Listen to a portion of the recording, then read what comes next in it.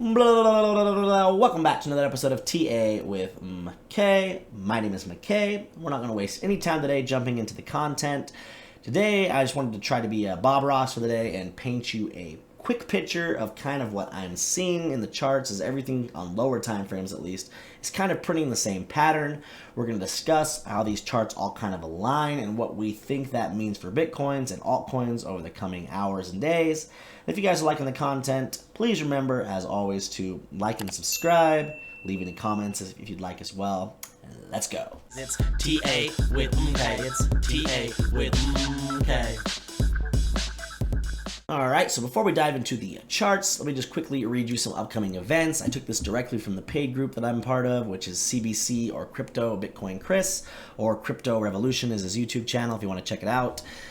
He just put this together so in his group today, so it made it easy for me to present it to you, so shout out to him. Alright, so to read this, Shib is dying. Probably, I would assume. All right, important dates in July that can affect the markets. You might want to write these down or take a screenshot.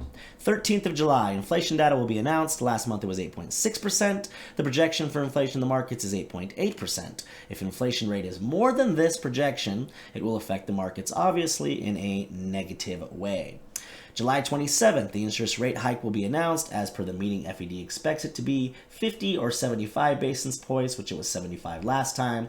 If it is more than that, then obviously it's saying here we will see a significant market pullback. If it happens to be 50, which is less than last time, and especially where we're expecting 75 again, that could actually lead to a relief bounce. 28th of July, U.S. GDP numbers will be released. Previously as negative 1.5%. With the inversion of the yield curve, we are already at the door of a recession. Scary word, right? And with a GDP forecast of negative growth in this quarter as well, there will be a recession that can last 6 to 12 months. Now, I'm not going to spend really any time today talking about the SPX or the S&P 500. I just wanted to bring up the chart really quick. But the reason I'm not going to spend much time talking about it is it really didn't do anything today, and it just closed. It is just past 4 p.m. Eastern time, which is the time the traditional stock markets close. And more or less, it started the day at around 38.80, we'll say, and right now it's at 38.54. So I mean, it dropped 30 points. Really not anything significant to alter anything. The rest of the content we're going to have, we still know that there's this level of support that's trying to hold. It's kind of, it's a zone, but you had previous resistance back here at the top of it, rejection, and then, of course, down here, it's acted as support. It's not a strong zone, but that's the zone that it's flirting with right now. If it pulls back more over the coming days, obviously that would lead to a Bitcoin pullback. And we'd be looking back down here at this area where it bounced twice previously in the past. This level here at around 37.30 to be the area it would bounce. But in the meantime, it's just kind of hanging out. We discussed last week that it was able to get back inside of this larger pattern, which is this falling wedge, right? It's also got kind of a little broadening wedge going on here. You could also say this blue trend line's a trend line, but none of that really matters to me. There's really not any definitive pattern to me on the SPX right now that I would trade. I'm just watching the support and resistance levels, waiting to see if will they hold, and can we get another relief rally, back up here towards this green box that we discussed in my last video. Now, what I did want to spend a minute or so discussing was the ES1 or the S&P Mini Futures. This is the daily chart. We're going to zoom in here in a second to kind of set set the tone as to what I was referring to in the intro, as far as a lot of things having the same pattern and trying to paint a picture of what we expect. But just zoomed out first on the ES1, we kind of have this falling wedge, which this didn't quite reach the top, but basically there's this zone of resistance along here that for us to see more upside, we need to break that. And that's right around 39.52, so 39.50. We need to break and retest that. You can see clearly back here that was also resistance twice before it was able to break above it. Most recently, that zone, had acted as support kind of back here in early to mid-May, and right now it's acting as resistance. So, to see potential more upside, we really do need to break above that, retest it, and start trending up this way. That way we can contend with this next level of resistance, which would be up here around 41.20. Obviously, in the short term, where we have been rejected, if we're going to break, this little trend line I have drawn here, that's kind of a little ascending triangle to a degree. If you, scroll out a little bit, you can kind of see it's rejection, rejection, this is, kind of our current support. If we lose that, then we could definitely expect to at least come back down here and test around 3750. And obviously, if we lose that, then we're looking about coming back down here to around 3600. Now we're zoomed into the 1 hour, and this is where things actually get juicy and what I wanted to talk about as far as a lot of the patterns on a lot of these charts looking the same. We're still on the mini futures. The ES1 explanation point is the ticker. And what you're going to see, the common theme in these next few charts I'm going to show you, is that we basically had a double bottom recently on a lot of these charts. And right now we're forming a little falling wedge, right, obviously. And we're approaching, or we're at basically that support. Now, obviously, as I always tell you on my channel, support and resistance is a zone, not an exact number. So obviously it can go lower, because to me that would be, the lower end of the neckline would be around 3830. The upper end would be where it already retested. So you kind of have this whole little zone along in here, right? That I would say is kind of the neckline for this double bottom. That previously it broke above, retested the bottom of the zone, and then trended higher. Obviously, we put in a lower high than this previous double top, which we mentioned in last video was obviously not a good thing. However, if this double bottom can hold up this zone, this could just end up being a retest of that, again. And the way we're going to know that, or at least the way we would trade that, would be a breakout of this little falling wedge, a retest where we put in, a low and hopefully a higher low, maybe even a double bottom again, something on smaller time frames, similar to like what it did here. And then we can push higher. So that's the first chart we're looking at as far as clues as to maybe what to expect. I think right now the market's just kind of in a wait and see thing related to some of that, news coming up on Wednesday that I referred to at the, in the last segment. Now this next chart I'm going to quickly go over is not one I can really build a bullish case on. It is the 4-hour chart for USDT dominance, which is Tether dominance, the most common stable coin used in crypto to buy and sell, Bitcoin and other altcoins. And what we're looking for here is it's potentially forming a large double bottom. And we know if this is going up, it just means that people are pulling their money, out of, the market more or less and putting it on what we call the sidelines or just into, their stable coin. In this case, we're tracking the USDT one, obviously, which is Tether. Again, just because it's the most commonly used one. And what we're looking for here is obviously price action between mid-June and early June. Well, over the course of the 18th of June till about the 26th, it was in this large falling channel, but it broke to the upside, retested, put in a higher low, and then, went up here, got rejected at this red line, and now it looks like we were bounced most recently with a small double bottom at the same area of support. And this is the neckline up here, obviously, at about 8% for the potential large double bottom. What we're looking for in the short term is, can it get rejected on, this is the 4-hour by the way, but can it get rejected by this 200, which is the yellow simple moving average? It's already broken above and retested the 200 EMA, which is the exponential. And right now it's flirting with the 200 SMA and this zone of resistance along here, right, which is the 0.236 fib level as well from this swing high to swing low. Now, we know that if this goes up, that's bad, especially for at least altcoins specifically, and really just crypto in general. It just means people are, not as willing to deploy their Tether or their stablecoin into assets or into crypto. They're on the sidelines, right, so to speak. And so we're going to be tracking this. This is not one that I would say is bullish whatsoever, especially if this breaks and retests this. Then you at the very least expect it to trend back up here to about that 8% that I spoke about. And then at that point, does it get rejected and we do see some relief in the market?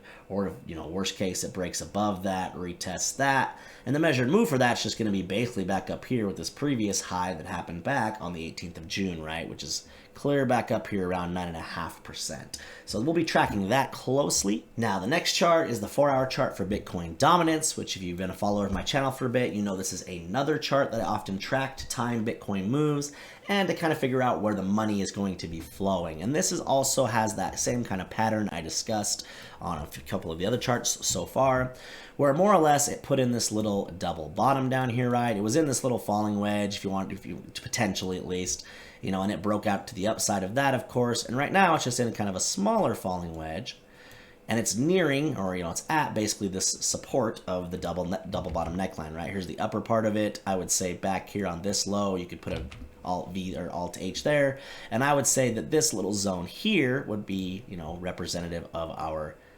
double bottom neckline, right?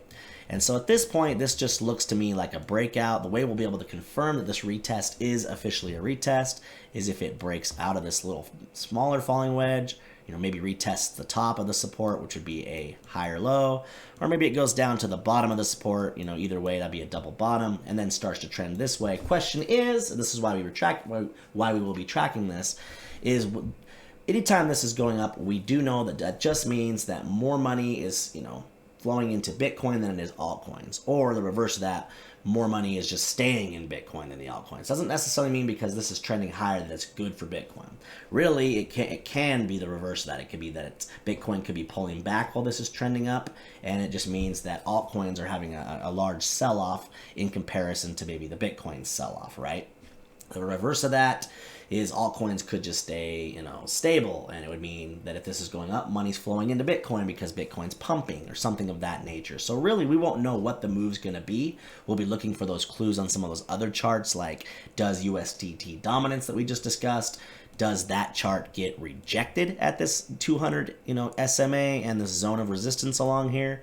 Does it get rejected and start trending this way as Bitcoin maybe breaks out and heads up, which is the next chart we're going to discuss? These are the clues that we're trying to put together to paint a picture as to what will be the next move for Bitcoin, and then of course what will altcoins do to follow. Now I did want to quickly mention before I discuss the actual Bitcoin chart and what we're looking for in the short or midterm on that, do check the links in the description if Bitcoin dominance is something that maybe is new to you or you don't understand, and USDT dominance. I've got a couple of videos, one where I discuss some charts I look at every day and kind of explain how they work. That's the video that will contain the USDT Tether dominance explanation. And then I have a video that goes completely over, it's like a 20-minute video that dives into depth on Bitcoin dominance, and if that's something that's new to you, I would recommend giving that a watch. It's not the best video I've ever put out. It's a little bit old, and I feel like I would like to hope at least, and I'm getting better as I make more videos. That one's a little older. I might remake it at some point, but it is still full, jam-packed full of good information as it relates to Bitcoin dominance. But I do think it's something important to understand, along with Tether dominance, of course, if you're going to learn to, and eventually start to trade this market. So I just thought I'd throw that out there. Now we're on the Bitcoin daily chart. And in my previous video, I mentioned that we kind of had this falling wedge from back when we had our all-time high and when we trended down to around 33, 34K, right? We broke out of that falling wedge, went sideways for a while, kind of created an ascending triangle that eventually had a fake out, eventually instead went the other way. That's what we call a bull trap, right? That's a bull trap. People went long right there thinking it had finally broken out and was going to head to the moon, and instead now it's been basically doing the same thing all over again, a large falling channel. Wanted to just point that out, that's the macro view of what we're looking at right now, but we're going to zoom in really quick now to kind of show you a more zoomed in price action. Now we're on the 2-hour Bitcoin chart, and this is kind of what I'm looking at. Now keep in mind that this trend line up here is that upper trend line of the more zoomed out macro falling wedge that we're in. So, no matter what we discuss as far as the short-term price action, keep in mind that that may be the ceiling until otherwise, broken and retested as support. That may be our ceiling at the moment. So anyway, moving on, we have this, what I would say was this large trend line, this kind of a symmetrical triangle, really, that we had been forming since, the middle of June, where we had resistance up here, resistance, down at the bottom, support. So a very valid pattern with at least 2+, and in this case 3 and 3+ touches on the bottom and the top. It finally broke out, right around, let's see, what was after the 4th or 7th of July. It broke to the upside, and now we're just kind of forming another little, kind of falling wedge. The question is, and this goes back to my little double bottom ideas, if you zoom out a little bit, or zoom, scroll in a little bit to where you can see, I just zoom in a little bit more. In fact, let's switch this over to the 1 hour, and I'll show you what I'm talking about. All right, we are on the Bitcoin 1 hour. I just wanted to point out that this is where we are at a crossroads. We kind of have this similar pattern, another double bottom down here, right? It was actually kind of an Adam and Eve I discussed on the last video, where if you zoom it out even a little bit more, and pull it over here, you had this down, upward, down, upward. Now we've already lost that neckline if you count this wick. Obviously, if you don't, you just go with the bodies of the candles, which I think is the better way to do it. We're kind of retesting that as we speak. But what I also want to point out besides that is, of course, we're also retesting the top of that symmetrical triangle. So in many ways, this should be considered a pretty big level that it was able to break above if people were trading this Adam and Eve or this double bottom right down here, or if they were trading the symmetrical triangle. At any rate, it broke above it. And now we're kind of in that falling wedge I was referring to. And the question is, are the bulls going to step in and flip this trend line or previous resistance level or zone? Are they going to flip this as support, or is it going to ultimately be lost? Now that's the big key, right? As the tether dominance is breaking out, that would make me think, hey, the market's still a little nervous. They're kind of in a wait and see mode for that news coming out on Wednesday. But in the short term, a bounce here would make sense, as we're pretty oversold on a lot of the indicators on the 1 hour, 4 hour, some of those time frames. However, this is how I would trade it. If this is able to eventually break out of this little falling wedge, retest it, and put in a higher low, I would go long at least back up to this 22,000, 22K to 22.5 range, right up in here, right? Could it go higher, maybe even up to this trend line, which right now is really around the same area anyways? That's what I'd be targeting. If it's going to break down, look at this little area down here at around 19,800-ish. If it loses that, I realize that would be the trend line or the bottom. Well, let's even be more specific. Let's say 19.5. If it loses 19.5 at some point, retests that bearishly, that would be the bottom of this previous symmetrical triangle that it was inside of. And then I would go big time short at that point. I would just put my stop loss back up here above the triangle at around like 20,500. I usually use lower leverage. I'll also leave a link in the description for my previous video for KUCOIN where I discussed leverage. Obviously manage your risk, but normally I'll use 3 to 5x, sometimes 10x on Bitcoin. But my stop losses are usually intended to only lose me a max of around 10%. So whatever leverage I would use in that case would be to only lose that amount. But that's kind of the two scenarios I'm looking for, using the clues of the Bitcoin dominance to maybe time when the move is going to happen, USDT to time whether or not it's going to be to the downside or upside, and of course the SPX being the ultimate driver. We are using the ES1 to see, does this happen? This is the order I would expect it to happen, and this is where I'll leave off with you guys at. If this breaks out, retests, starts trending up, I would expect this to, at the very least, head back up here and maybe test these highs from back here in late June. You could then, basically make the assumption at that point that Bitcoin was probably going to head out, do the same thing because it follows. And then, you make the assumption at that point. And then you just watch this. Watch what this does at that point to decide whether you go Bitcoin or altcoins. Because this at that point would probably be doing something similar. But if it's breaking to the upside, it just means all the attention will be in Bitcoin. That's what I expect to happen, regardless of whether the move is up or down. And so that's kind of what I'm going to leave you with. That's what I'm watching. Hopefully that's helped in some way. All right, that seems as good a spot as any to call it a day. Do me a favor, guys, and remember to like and subscribe if you're enjoying the content. Also, enjoy the rest of your day. It's T-A